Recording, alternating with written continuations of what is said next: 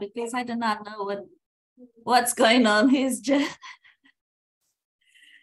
excited today. Anyway, with my dog on February the 25th, and we are ready to go ahead and get started.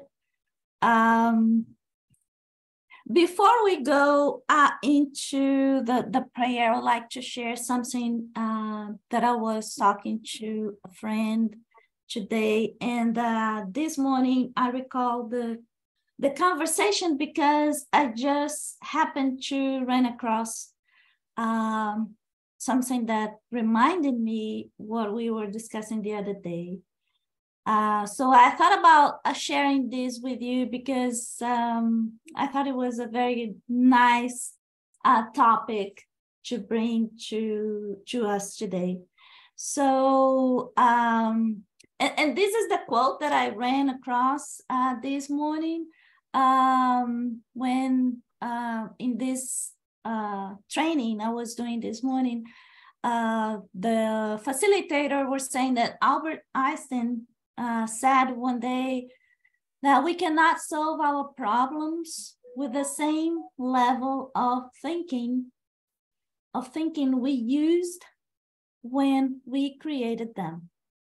So we cannot solve our problems with the same level of thinking we used when we created the same those problems. So yet I was thinking, how many people have actually ever taken action to improve their way of thinking, their way of understanding, right? How many people really did what we are trying to do in groups like this, in groups like Wendy's and so many other nice groups? How many people actually are doing this, diving into, themselves, inside themselves, and to find out what is the real root cause of their problems, or root cause of our darkness, our sadness, frustrations, and depression. Depression being the sickness of our era, right? So how many of us are just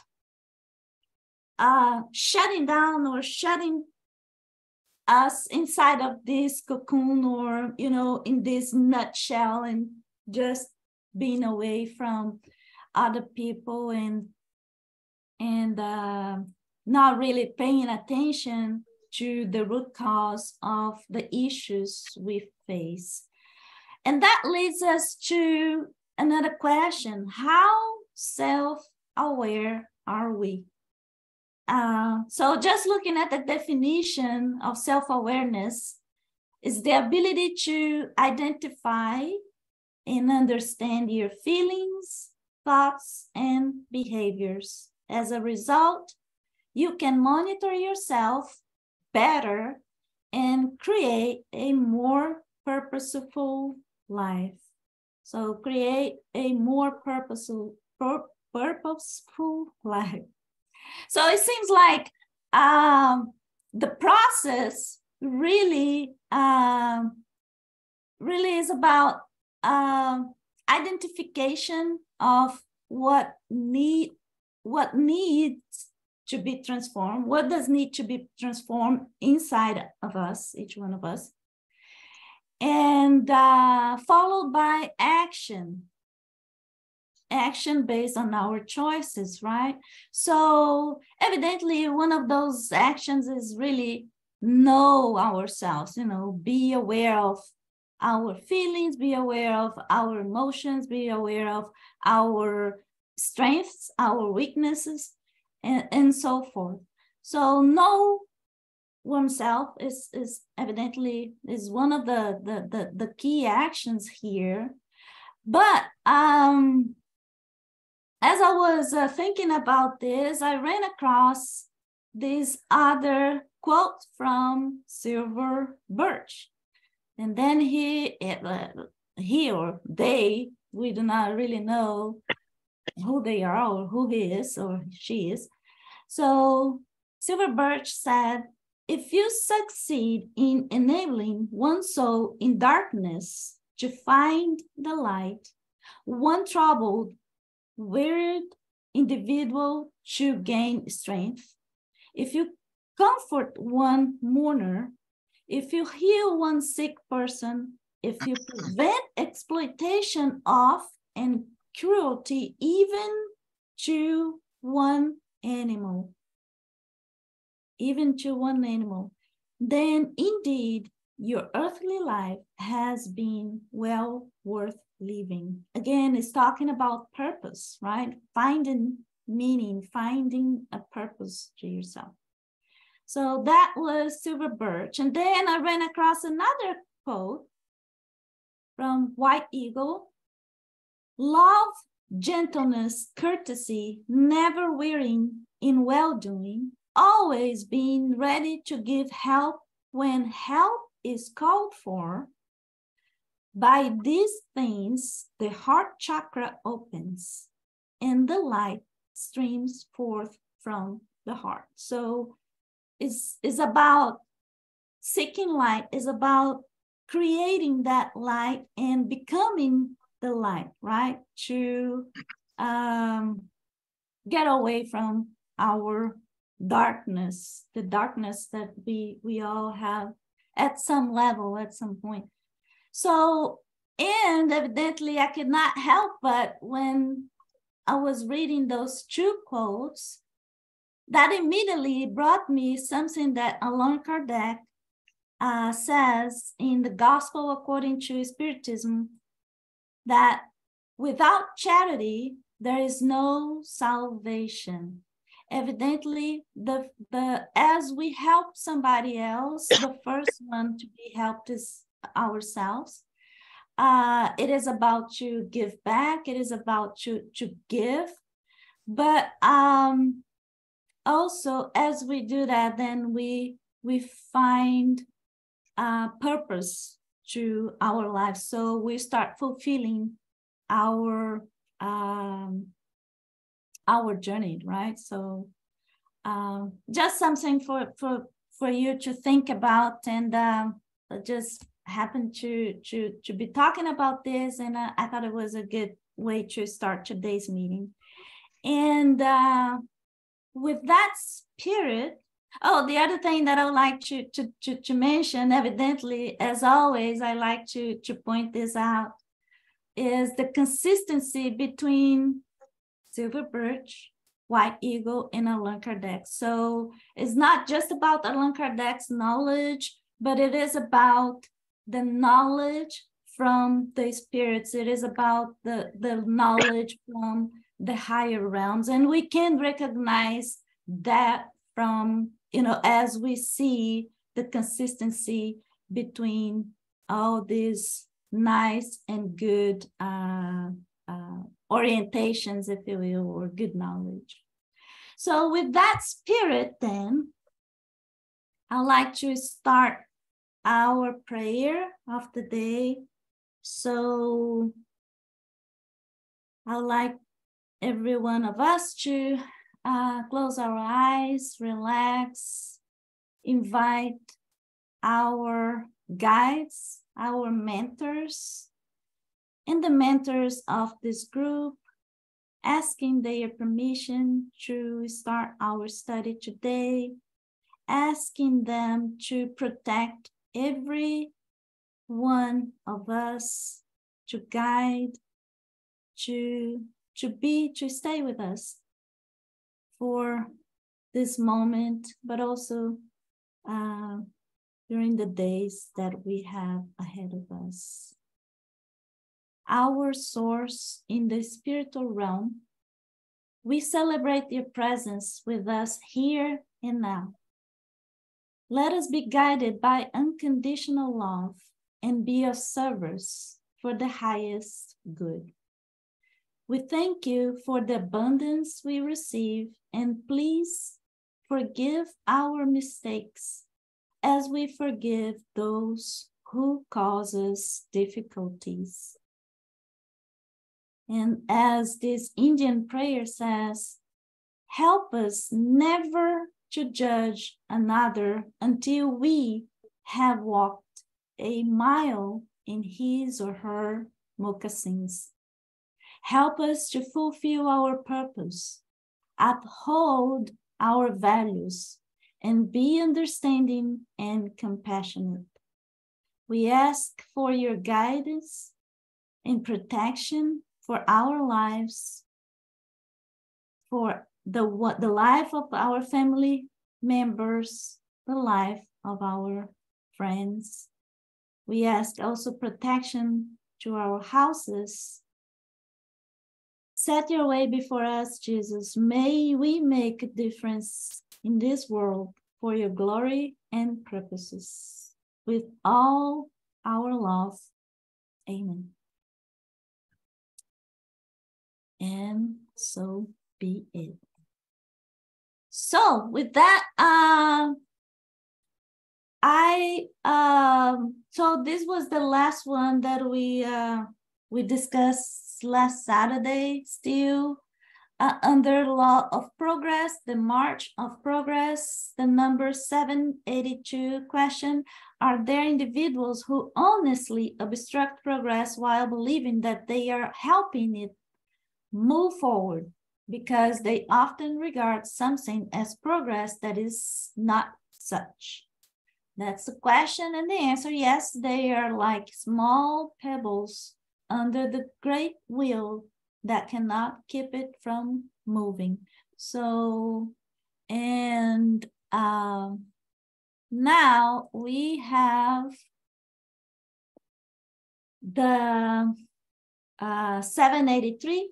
Does the improvement of humanity always follow a progressive and a slow march?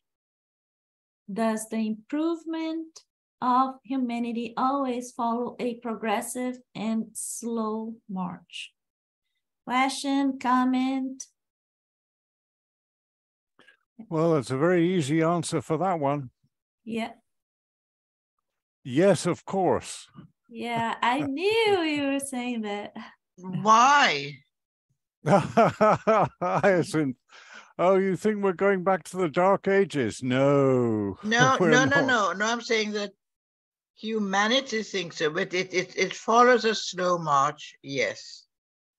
But it takes a long time, because what's going on now, you cannot call it a march to progress. I call it a march to progress. It's slow, but it's steady. With wars? No. Makes no difference. Oh, yes, it does. Laughter and love outweigh pain and suffering in the world. Yes, but with wars going on, a lot of people are suffering. Yes, and if war's not going on, then a lot of children are dying from malnutrition. No, well, but I'm sorry, Jazz. I just don't share your view. Simple okay, as. Well, I'm an optimist and you're a pessimist. No, I'm not. I'm a realist. Okay. But Hyacinth, don't you think? I see your point of view, but you know, don't you think that we have the ability to create opportunities despite the challenges? Yes, for sure. Mm-hmm. There are a lot of people, thank God, who what they do and counteract the horrible deeds that people do. Exactly. So sometimes that's my view. Sometimes I think the humanity is rather lazy and just moves as it feels uncomfortable. Just like if we were experiencing just good times, I wonder if we were progressing faster or any, so Gloria, please. I'm reading an amazing book by an indigenous woman who's a botanist, a PhD, and she's making me aware of the fact that what we call progress as a people is destroying plants and animals. And is that progress if what we're doing is destroying our home, which is Mother Earth? Mm-hmm. And right. Yeah, but let me point this. I understand what she's saying, but in this case, perhaps we are looking from a materialistic point of view. So, and I think what the book is saying here is from this spiritualistic point of view.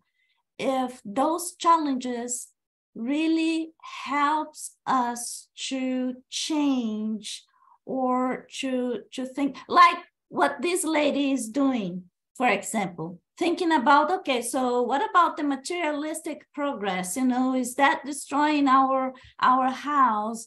And what are we doing with the animals, with the nature?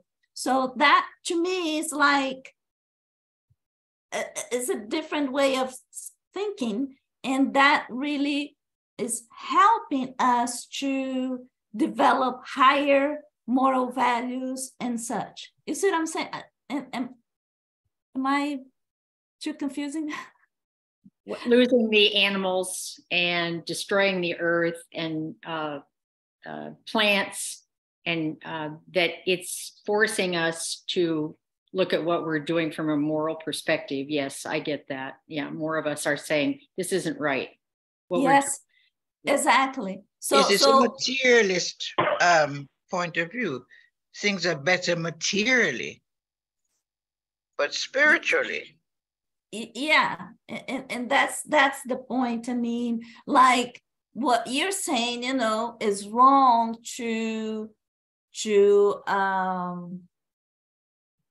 live like any other day in the park while we have a neighbor country experiencing war. So this is your consciousness, you know, experiencing a higher level, you know, another step saying, hey guys, I cannot just feel happy knowing that at exactly this moment, there are so many people experiencing struggles, right? So, Luis, please.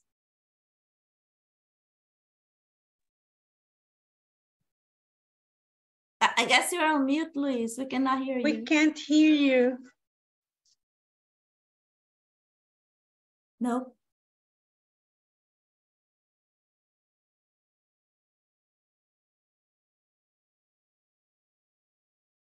Nope. Hello. There you go. Yes. Yeah. I think we talked a little bit about this last time, and I somehow agree with Haisine and Giles at the same time. We knew that we were studying that intelligence comes before and moral comes later.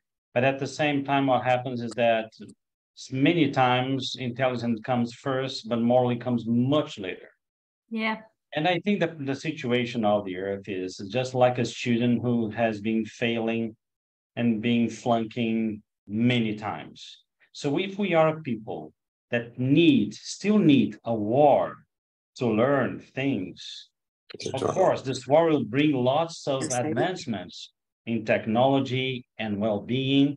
But according to the Spirit, sometimes one war represents 500 years of moral delay. This is the great problem. So it would be much better if we didn't need all those things to, to learn the lesson. But if we still need to fight, we need to destroy each other, of course, this is a great pain for humanity in terms of spiritual and moral terms, because it will really delay. About sometimes 1,000 years. But that's why if we don't follow people like Jesus Christ, he came here to say, what is the faster and better way to evolve, to develop, right? The more we make deaf ears towards this kind of advice, the more we suffer, the more we fight, and of course we are still evolving. Just like a student that is doing over and over again the same tests, but of course there's a delay, and it's going to be a deficit in his life as a whole. Yeah, very well said. Like Jesus said, if there is a way to be happier or go faster, and then he said, do what I do, or follow my Father. But it's so hard to do that because we yet didn't achieve the moral values, meaning we didn't learn, right, to apply those moral values. Yeah. Thank you, Luis. So, Luis, could you please, is that hard for you to read the answer? Can you hear me? Yes. All right. So I can read, yes. Okay. Human beings cannot remain unaware forever because they must reach the goal God set. This is the comment, right? So. This is the comment. Okay. Yeah. So the question is, does the improvement of humanity always follow a progressive and slow march? The answer is there is a regular slow progress that inevitably results from circumstances, but when a population does not advance quickly enough, God creates a physical or moral shock that hastens its transformation. The comments too? Human beings cannot remain unaware forever because they must reach the goal God set for them. Circumstance enlightens them gradually. Moral revolutions, like social revolutions, are introduced into the minds of a nation slowly. They continue to evolve for centuries and suddenly sprout, toppling the crumbling structure of that past that is no longer in harmony with the goals and objectives of a new day. Human beings often perceive only the fleeting chaos and confusion that affect them in their material interests. But those who raise their thoughts above themselves admire the divine planning that brings good out of evil. Such commotions are like a storm that purifies the atmosphere after disturbing it. It's interesting because they mentioned God creates a physical or moral shock that hastens its transformation. But in reality, I think it's not that God is pointing or doing that, is the consequence of our own choices, a right? Natural consequence, yes. That's it. Yep. All right. So 784, the perversity of humankind is immense. Oh my goodness. 200 years ago, is it still immense? It seems that human beings are regressing rather than advancing. Oh my goodness, we were saying this 200 years ago.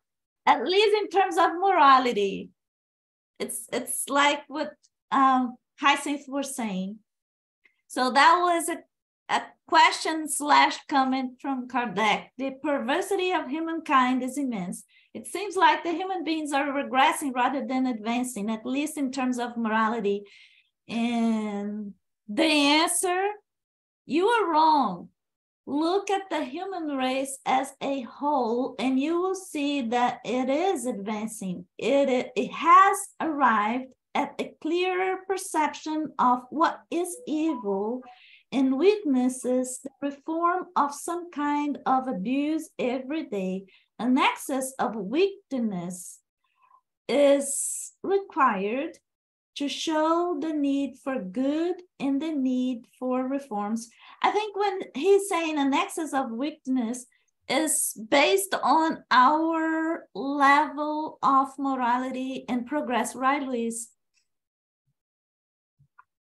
Yeah. Yes, it's a phrase by Kardec that we evolve because of us or despite of us. Despite, We go yes. on. Yeah. Because it is a natural law. Yeah. Yeah, that's where you evolve. That's what I'm saying. If you are on a planet that you are reincarnating hundreds of times to fight, it's a great waste of time. It's a great amount of pain. And that's what Jesus Christ used to say, come on, the way is much lighter than the way this world teaches us, right? So if you pay attention to, right, spiritual values, you're going to go faster. You're going to have fewer opportunities of feeling pain.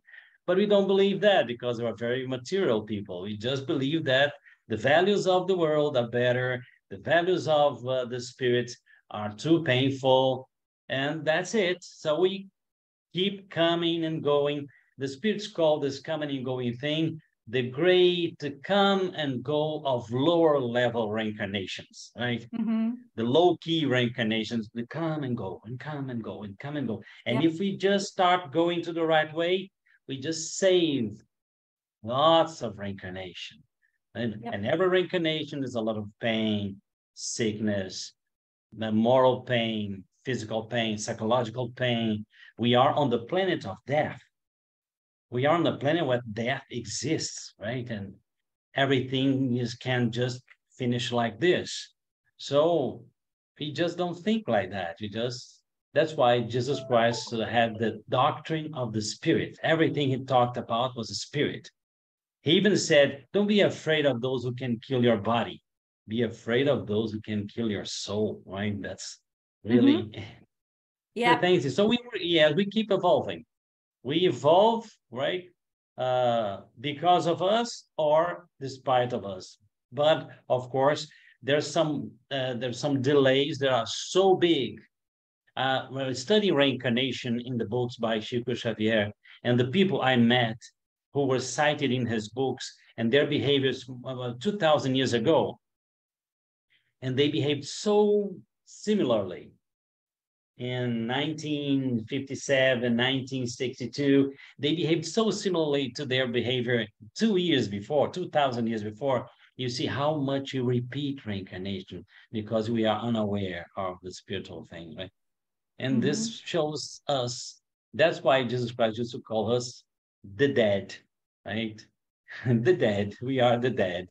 Because spiritual unawareness Still unaware. is just similar to being dead, yes. Yep. Thank you, Luis. Hi, Sid, please. No, I don't remember what I was going to say, but it's this, we are evolving all the time. It's an ongoing process. It doesn't stop in spite of us. But it's slower because we slow it down. Yep. We slow down the benefits and the improvement. Yep. But improvement has always been. Yep. And what I say is that human nature has not changed. You recognize the same emotions, the same awful things, the same good things from always. But we are still evolving. Yeah, we do. As a matter of fact, I think I mentioned this before, but so for example, when I was a little kid, I remember, the folks, how they were treating their animals, their pets. And today, the pets, they are like family members. So this is just to talk about how we changed our mentality in regards to the animals. And I want to believe that we are also changing and getting better when it comes to our relationship with, you know, others, with other people. But there is something that's why I like what Luis was saying. We cannot forget that this world we are living in is a world of trial and atonement, because there will still be people reincarnating here that will not have the same mentality, will not have the same level of moral principles, right? So, and that will sometimes makes us believe that, oh my goodness, we are not stepping into the future. We are just stuck in this situation. Well, we may be moving slow, but we are moving. It's just that there will be every once in a while someone reincarnating here that, oh my goodness, so hard to face that reality. All right, any other comment? No? Okay, so 785, what is the greatest obstacle to progress? Any guess before we read the answer? Well, if I didn't read the answer, I would have guessed already. I would have guessed right already. And the answer is, of course, greed, pride, and selfishness. And wow, that's, spot on. Yeah. demonstrated by the corporate rule that we have on the planet. And there's actually nothing much new about that, because in Romans, the corporations were ruling and trying to make more money for their owners. And that, of course, is still going on. And it's going to take some tricky work to unpeel that. Gloria, your turn. Sorry. Thank you, Giles. I was going to say my thinking. It's true. You know, you started out, you know, we have these issues and we get depressed, and it's usually what I'm thinking that causes that. And if I could keep my thoughts elevated and stay connected to spirit more and less to this, that it doesn't happen. When I shift my thoughts, I wake up my spirituality. When I get bogged down is when I slip into greed or the preoccupation with what's going on here instead of elevating my thoughts. So my answer would be my thoughts. Exactly. That's what we were talking, right? So we cannot solve our problems with the same level of thinking we use when we created. We have to change something, right? Something has to change. We need to elevate our thoughts. So that's exactly my unhappiness, my stuckness, when things aren't working, it's my thinking. It's always my thinking. Yeah. In my case, I would say my stubbornness. Hard-minded person. Giles, please.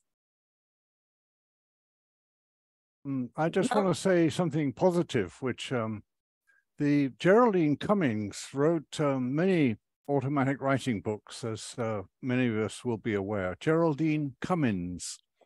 And one of the things she said was that in our future, there is the realm of pure fire. Now, I took some while to digest that, but then I realized that what she was talking about was incarnations inside the sun. There are a lot of suns in the universe, as any astronomer will tell you, and each one is huge. And inside is the most enormous amount of real estate. And by the time we get there, we will have learned that love is the overriding principle. And I use, I suppose, a mental exercise to see if I can get my head around the possibility or the type of incarnation that would live and work inside a sun, the realm of pure fire. It's just an idea which I picked up reading somewhere from Geraldine Cummins, and I've not heard any psychic talk about this, but you know, what holds our future? Well, the most amazing things are what are in our future. Luis. Thank you, Giles. Thank you. Now, once they asked Chico Xavier about that, right? And he said that if you correct me if I'm wrong, right? There were lots of very high level spirits who lived in the sun, right? This what just he said, yeah. That was the home of very developed spirits. That's it. You know, the day I thought about this, I thought I would be crazy, because as an engineer, it's hard for me to believe or a whatever being living in such very high, you know. Okay, but I think when this, and I'm sorry to interrupt you, but I think when they speak about life in Mars, life in Jupiter, they're not talking about this three-dimensional. This dimension, exactly. That's what I was going to say. Yeah, exactly. Yeah. That's exactly what I was. For example, one of the first books Chico Xavier psychographed, channeled by his mother, Maria João de Deus, came through. She was far from the earth, and she could see the earth from the spiritual plane. And she said that the earth was reddish and grayish, was not blue. So that was the impression she had from far away, right? Yeah. So I think this is the problem. She was looking at the earth from another dimensional perspective, you know. Well, if you were in another planet, and based on the atmosphere and you know, based on the components of that atmosphere, you will see a different light. You will see things differently. We see the colors that we see Mars as it is because of the atmosphere that we have. That's the way that the light is filtered, and we see the way that we see based on the nature of this planet. Now, yes, sorry. Yeah, go ahead. No, I remember once I was studying English in my adolescence, and I was listening to a program called the VOA News, Voice of America News. And in this program, they were talking to interviewing a guy from NASA. And this guy was saying, well, the problem of our probes, our spaceships that go to other planets, and that we go there with our cameras, cameras that are used to taking pictures of three-dimensional things. So we will only find things that we naturally see here on Earth. Exactly, because of the filters. Exactly. Yeah. So so this was so way back in the past, and I think he nailed it. You know, that's the point about these spiritual revelations of other planets. Yeah. There is a documentary called Nature in Color. I think that's how it's called. And it's so interesting because for the very first time, the scientists, they are trying to see the world, the nature, not from our eyes perspective, but from the animals and insects perspective. So they were looking at the structure of an animal's eye, and now they are discovering a new world, a new nature, new colors.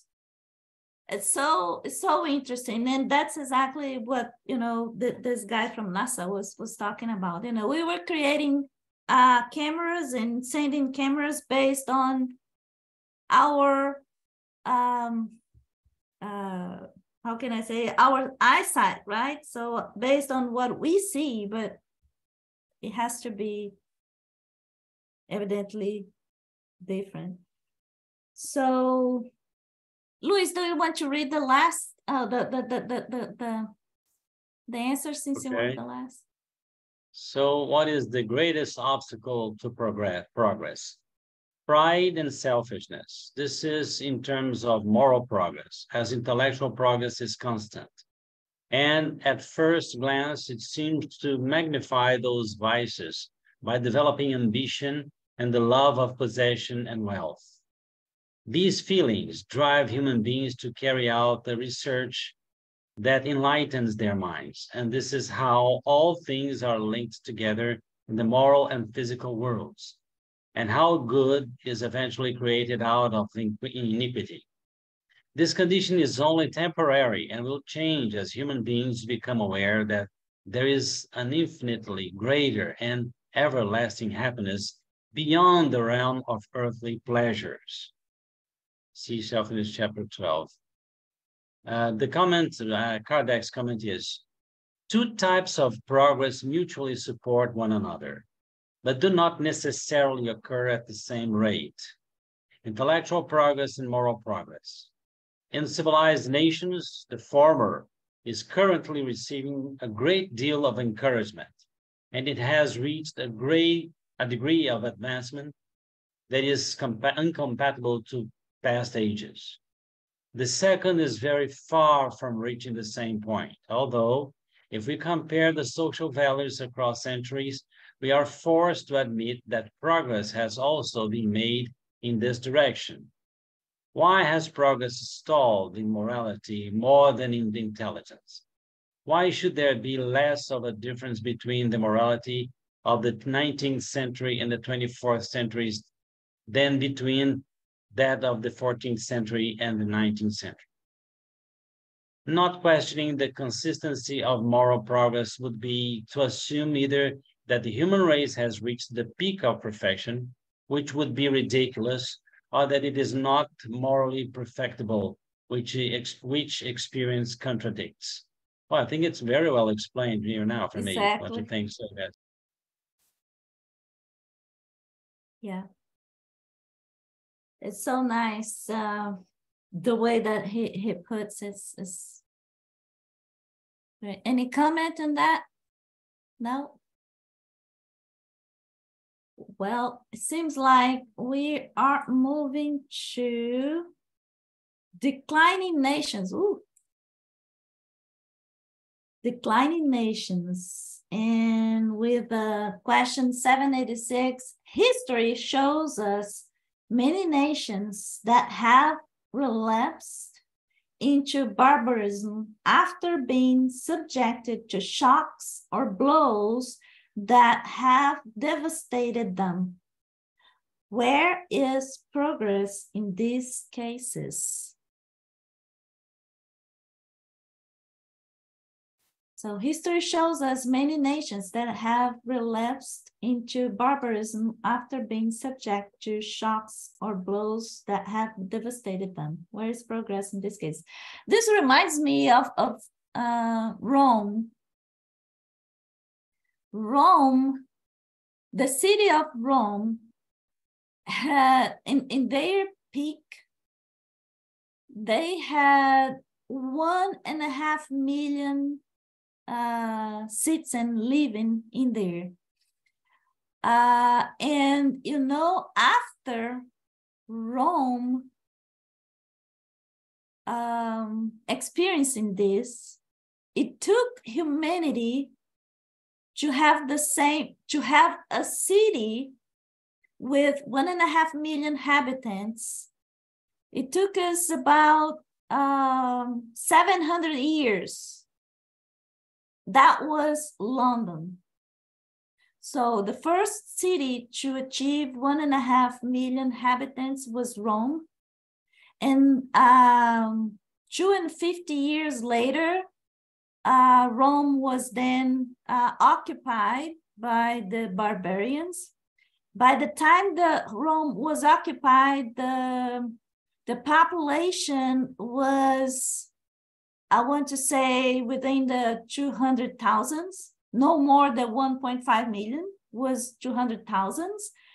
And but it took humanity I want to say 750 years to have another city, which was London, with the same level of population, 1.5 million inhabitants. It's so amazing, you know. So Debbie, please. Well, as soon as I heard that or read it, it made me think about World War II. And it's like, wow, this is be what they're talking about. Then I realized Kardec lived before then. Exactly. I just thought I'd add that.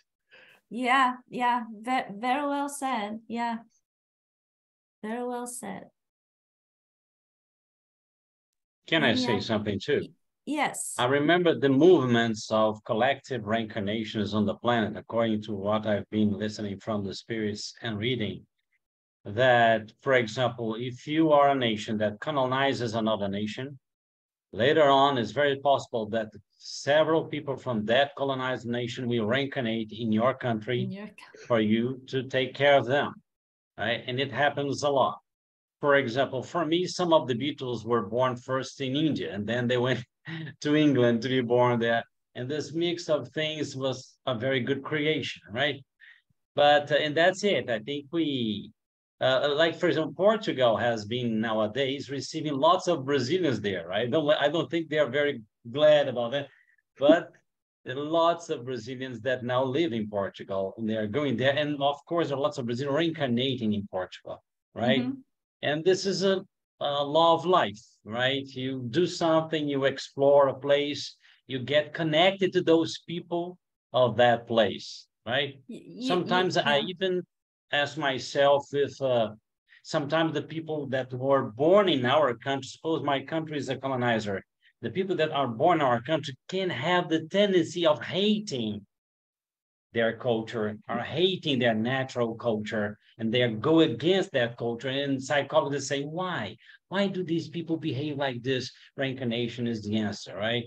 Because many people, many times those people who were like colonized or humiliated in the past, they are born in our country, and sometimes they hate their parents, they hate their society, they become very rebel against. They don't feel like belong there, right? They belong, yes. So it's explained by reincarnation very well.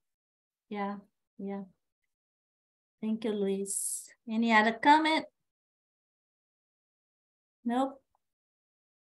All right. So the answer is, so the question, history shows us many nations that have relapsed into barbarism after being subject to shocks or blows that have devastated them. Where is the progress in these cases? Answer, when your house threatens to fall down, you tear it down to build another that is more stable and more practical. However, chaos continues in your home until the later is built. Here's another example. You are poor and live in a hut, but you become wealthy and leave the hut to live in a palace. A poor person then comes along and moves into the hut you have vacated. This individual is a winner in the move, as he or she was previously homeless. Well then, learn from this that the spirits incarnated in this declining culture are no longer those who had comprised that culture during its time of splendor. The more advanced spirits have moved on to better worlds and have progressed, while the less advanced have taken their vacated places, which they too will in turn vacate. This is where I get to go to a level 3 planet, is this? Yay!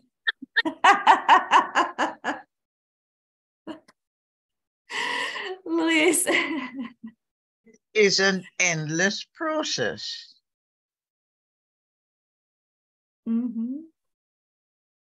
Hyacinth, don't be depressing. The process has an end. And No, the end no, is rejoining with spirit where we came from in the first place. Well, But it's going to take a while. Yes, but then you are no longer in this world. This is what I mean. Oh, You're absolutely. in another world. Absolutely. This is what I mean. You're in another world. Yes. Yeah. Well, shelve it, people, until the next 10,000 years. Well, we get there and we find the answer, right? Okay. I forgot what I was going to say, but the point is, we are talking about, what were you talking about? I think I forgot people I was going to say. Yeah, that was nice. You were talking about can you refresh my mind a little bit what you were talking about 1 minute ago? Nobody remembers. So we were reading the degenerate spirits that are not degenerate at all. They move up and then the next lot come in and take their places, yes. And the game goes on. Yeah. Sorry, I remember. Yes, I remember that people sometimes were talking to Chico Xavier here saying, Chico, why so many spirits were very important people in Europe and places like that? Don't you think this is a lie? And he said, not exactly a lie. In many cases, this is happening here in our town because these are failed people from Europe. You know, they came from the splendor of their countries to learn things better here.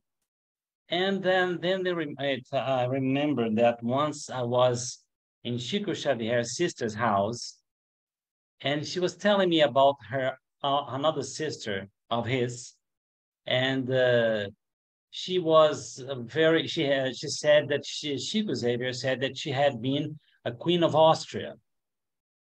And it was very funny that I went to talk to her. And, you know, she was not mentally very well. I think she was not working very well. And she said, she lived in a small town, Vila Leopoldo, a small town near Belo Horizonte. And she said, you need to see the pillars of that building at the end of the street. You need to see how splendorous the pavement is on that street over there.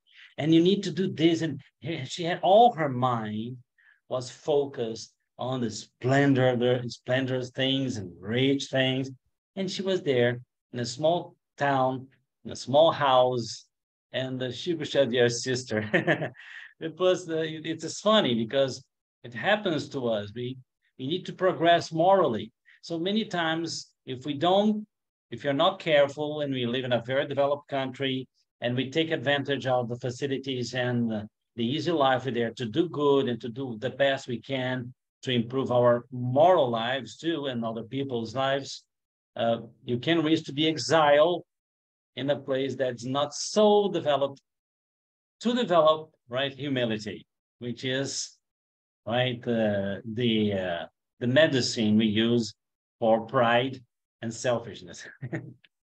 Yeah, that reminds me, Luis, something that Emmanuel was constantly reminding Chico about. He used to say, we are that the incarnated, we are the same humanity that created the problems we are facing today. So meaning, you know, we are the same folks that from many, many years ago did so, you know, made so many wrong choices. And here we are experiencing the consequences of things that we created back in the past. Again, if we do not change our mentality, we will not solve the problems that we created. The focus is moral, yes, and spiritual, right?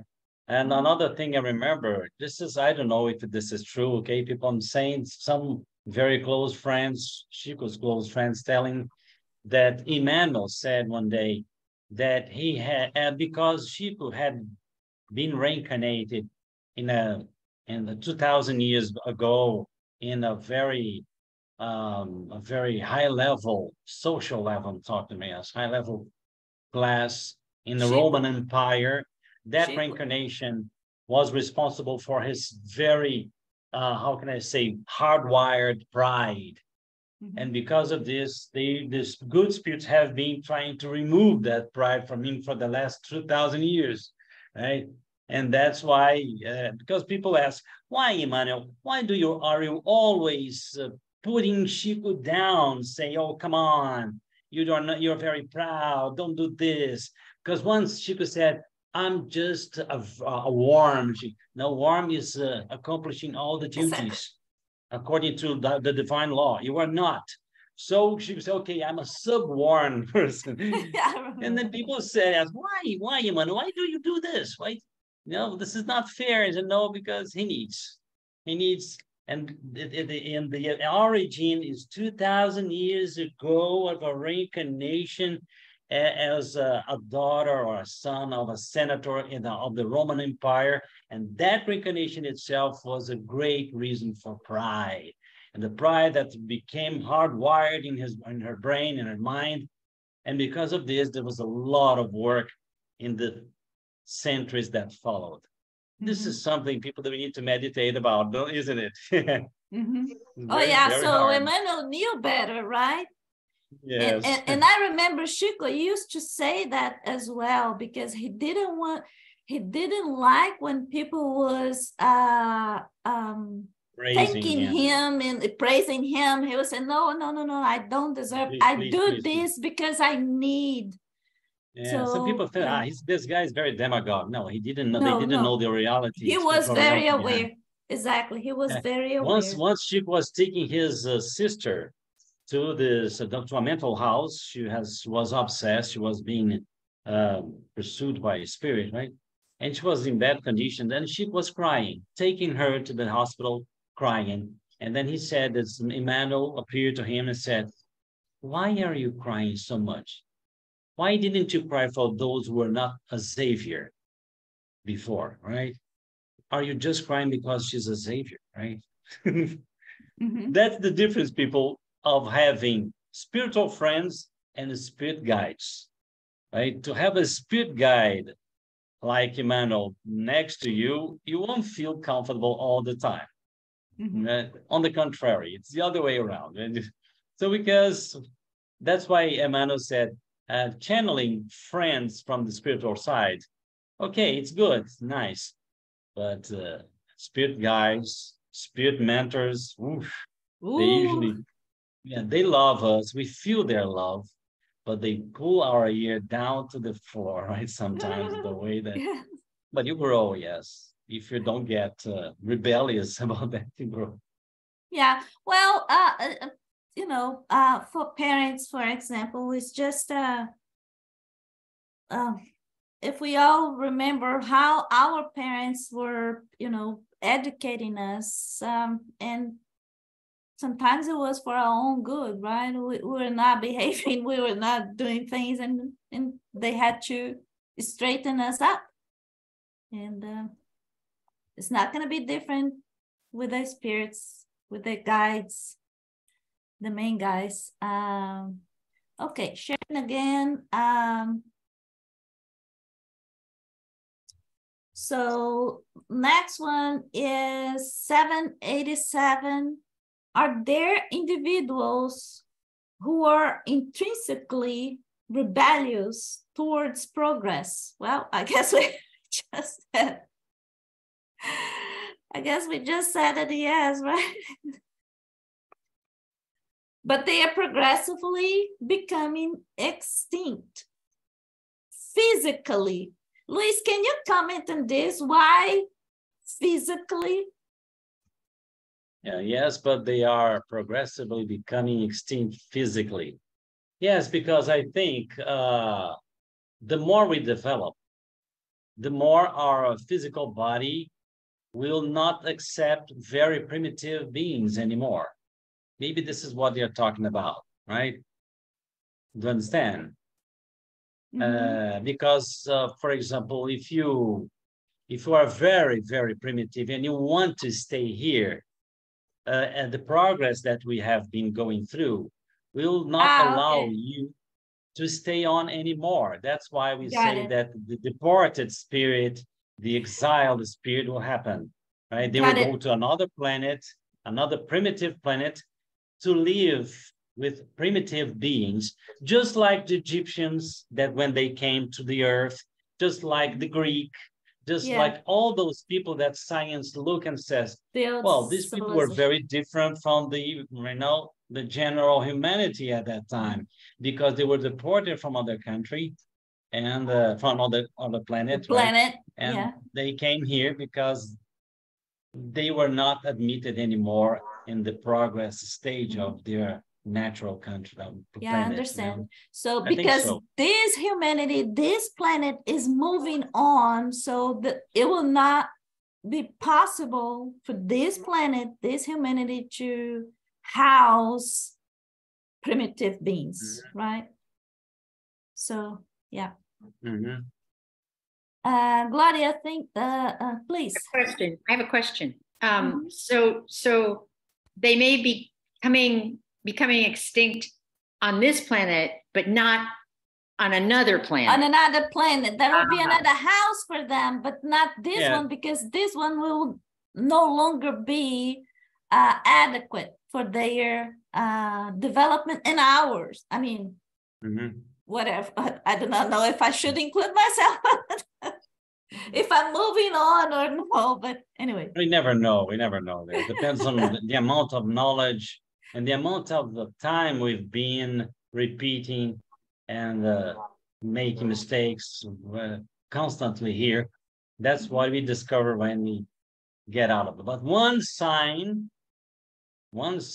is important. If you are accepting this kind of knowledge, if you can understand this kind of knowledge, if this knowledge feeds you, nourishes you, right? Just put something at stake because you are an old spirit somehow. And being an old spirit on this planet, there are two sides of this coin, right? Being an old spirit, just like Jesus Christ said, look, if you make mistakes and you are ignorant, okay, you will be whipped once. But if you make mistakes and you are not ignorant, you will be whipped many times. Many times. And as a matter of fact, I think we mentioned this before, but just, I recall now, Chico, somebody asked Chico one day, how he knew whether or not a person belonged to a different civilization or a previous civilization or, more evolved planet, or if that was a person who actually belonged to this planet.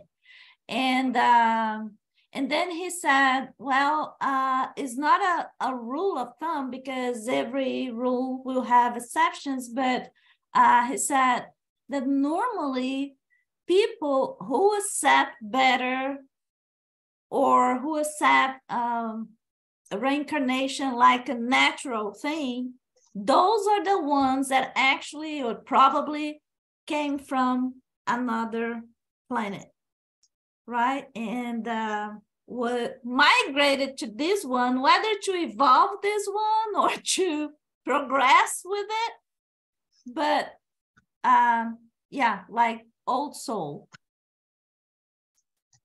Luis, please. Yes, this problematic, this situation, this issue is so interesting to study, people, because we can find out by studying these roots, right? These psychological problems that involve many fights in our planet. Because these people that came down here, they came down here fighting because they fought a lot on the other planet. They didn't stop fighting. And they came down here because of this. Even the religious people, because, for example, the Hebrews, according to the spirits, they were deported spirits too, right? So we have this kind of residue of all the planets' behaviors, right? That we need to remove these residues. Mostly if you are a deported spirit and you've been here for about 10,000 years, 7,000 years, and you just don't, you don't give up doing bad, So this is something that it's so interesting to study, and you understand all the fights between left wingers, right wingers, and things like that, all the same. Everybody is all the same. There's no big difference at all. I'll give you an example. Once I was talking to a guy. He participated in the Foreign Legion, French Foreign Legion Army. And he said that he had done lots of regressive past life therapies, right? And he was always dying at the age of 25, 27, because he was always fighting, always in the army. And he researched to see if there were these experiences were true. And he said he told me about the documents. He said it was true, right? And he said the worst reincarnation I had, the most how can I say, perverted, cruel reincarnation I had was as a Viking. So why? Because I had been a Roman before that, but as a Roman citizen, I looked down a lot on the barbarians. I hated the barbarians so much that I ended up being born in the middle of them. And my hatred went to the top, because at the same time, I envied the Romans, and at the same time, I want to destroy them, right? So that was, well, look at this. So if you look in the line of reincarnation, this reincarnation was a drawback, was a regression in terms of moral. But it was not. He needed that experience to fight, to release pride, right? So it was so interesting, the story of this guy. But thanks to Spiritism, he hasn't died this reincarnation. Yes, he gave up going to the army. Yes, and but he also is always trying to die, right? He said, "What are you doing now?" "Oh, I'm on an expedition to the Everest." "Oh, come on." Okay, oh my I said to him, goodness. "Okay, yeah, you will try to die, but I think this time you will survive," right? And he's about 35, 37 years or so, 10 years older than he used to be. He did some progress. Very nice story. Thank you for sharing, Luis. Hi, Cynthia, you want to say something? No. Okay. So let me go back to share. So letter A is, what will be the fate of the souls that incarnate in these races? Like Luis was talking about, the Roman that was fighting the Vikings, and then in the next life, he became the Viking. What will be the fate of the souls that incarnate in these races? And the answer, naturally, they will reach perfection by experiencing other lives. Yes, exactly. God does not disinherit anyone. Exactly. Yeah. So letter B, so the most civilized human beings may have been savages and cannibals. And the answer, you were one once. Oh my goodness, even more than once, before becoming what you are now. Any surprise? No. Sometimes we recognize in ourselves like a caveman, cave woman. Yes. In our feelings, right? Sorry, Leda, please. I'd like to comment on that thing of having a linear evolution, because sometimes God does exactly what Luis was telling us. He puts us in more challenging situations so that we can develop more. So for instance, sometimes we used to reincarnate with a family that we love and as a group, and we feel protected in that environment. And sometimes he takes us out of this spiritual family and puts us with different people that we're not familiar with different cultures, different ideas. And so we have to what is the word, to accelerate now? Outgrow and speed up. Outgrow, we have to speed up our evolution. So it's not linear. Sometimes it's more like a spiral. Spiral, yeah. So it's hard for you to tell, because we are complex human beings. We're not linear people. We're very complex. We have complex personalities, and sometimes we will evolve in one side, and there is another side that needs evolution as well. So we'll go like in a spiral. I'm sorry for my vocabulary. No, you're going to spiral, yeah. Yeah. Thank you, Hyacinth. Very well said. Yeah, thank you. Hyacinth, please. And I'm remembering, I think it's a question of, we are learning all the time. And this is why we are told, do not judge, because you do not know what the situation is. And you, as I said, Jesus talked about that. When there was a man born blind, and they asked him, whose sin was it that the man was born blind? Was it his parents or the man? No. And Jesus said, neither. He was born blind so that you would learn to have compassion. So he was teaching you that you needed to have compassion. And so you shouldn't judge unless, of course, you can see and you know, but basically you see somebody and you don't know what the situation is. Yep. And he may be paying off a debt that he has chosen. See, I don't think that God punishes.